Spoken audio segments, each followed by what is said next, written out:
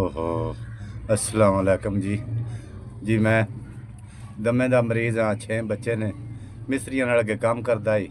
हुण जी काम ही नहीं होंदा तो ना कोई दवाई लैन होंदी। ऐस मजबूर हो गया बड़ा। 6 बच्चियां, 3 बच्चियां, 4 तो भी ब्याहने वालियां, बच्चे भी ब्याहने वाले न। ऐस मजबूर बड़ा। हाँ जी, मैं घरे विच कल्ले ही कमाने वाला ते मैं ते ज़कात दा भी हकदार हाँ। बच्चे नहीं अजे कमा सकते।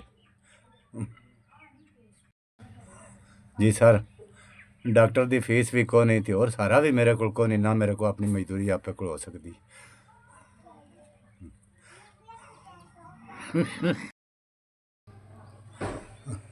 मेरे बच्चों हो भला हो जे, अल्लाह जिंदगी देवे जे।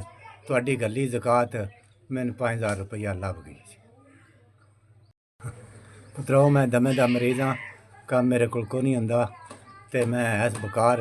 निके निके बच्चे ने उन्हें आंदा भी रोज़गार को नहीं ते खाने पीने की बड़ी तंगी है। वसदे रवो, अल्लाह चोखा देवे जे। थोड़ा गलिया 5000 रुपया मैंने लभ गया जी।